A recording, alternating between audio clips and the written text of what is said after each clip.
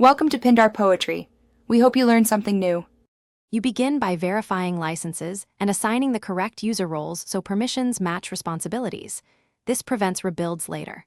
Once done, set company info, fiscal year, and base currency to align reporting. Next, import core master data, customers, vendors, items, using rapid start templates or CSV import.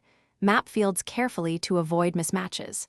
Make sure to enable a sandbox for testing changes before touching production, and save an export of your initial setup for rollback if needed. Now configure posting groups and tax setups so transactions post correctly to ledgers.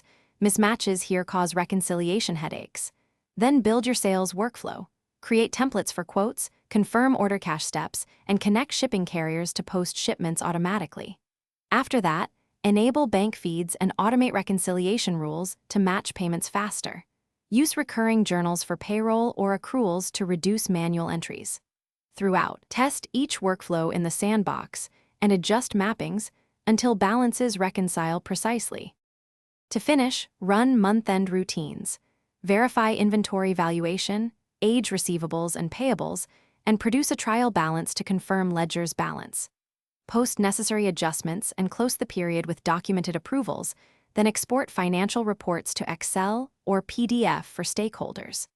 If something goes wrong, first inspect integration logs and user activity to identify failed API calls or mapping errors. Often a connector mismatch is the culprit.